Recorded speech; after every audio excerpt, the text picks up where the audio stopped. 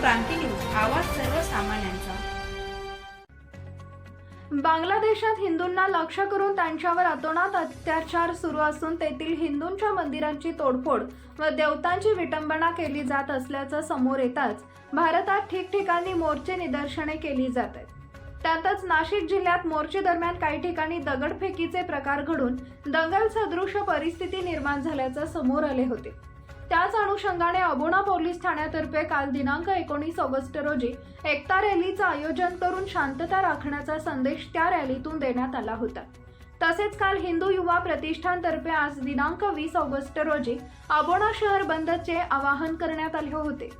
त्या बंदला परिसरातील नागरिकांनी, शेतकऱ्यांनी, व्यावसायिकांनी उत्स्फूर्त प्रतिसाद दिल्याचं पाहायला मिळालंय। व्यावसायिकांनी स्वयंस्फूर्तीने आपली दुकाने बंद ठेवत बांगलादेशात चाललेल्या अराजकते विरोधात शांततेच्या मार्गाने निषेध नोंदवलाय। या बंदमध्ये अत्यावश्यक सेवा वगळता सर्व दुकाने, बाजारपेठा बंद ठेवण्यात आल्या होत्या। या बंद दरम्यान कोणताही अनुचित प्रकार घडू नये यासाठी अबोना पोलीस ठाण्याचे सहाय्यक पोलीस निरीक्षक यशवंतराव शिंदे यांच्या मार्गदर्शनाखाली पोलिसांचे फिरते पथक अबोना शहरात कार्यरत ठेवण्यात आले होते। हा बंद सर्व धर्मियांच्या वतीने करण्यात आला असल्याचे ग्रामस्थ किशोर शहा यांनी सांगितलंय। या बंदबाबत त्यांनी अधिकची माहिती दिली आहे, पाहूया सविस्तर। महाराष्ट्र क्रांती न्यूज साठी प्रतिनिधी देवेंद्र ढुमसे, अबोना, कळवण।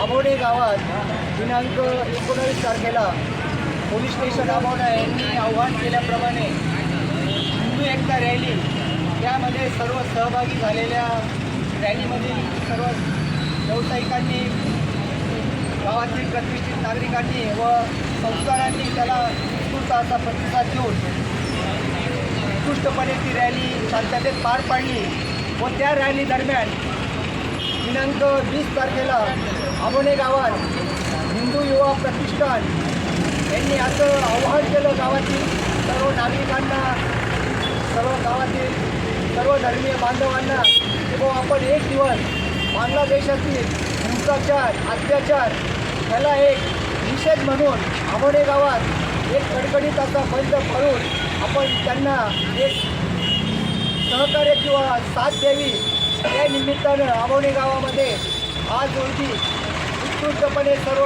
व्यापाऱ्यांनी, व्यावसायिकांनी, सर्व धर्मीय बांधवांनी साथ देऊन तो बंद 100% यशस्वी झाला। त्याबद्दल आम्ही सर्व बांधवांचे आभारी आहोत।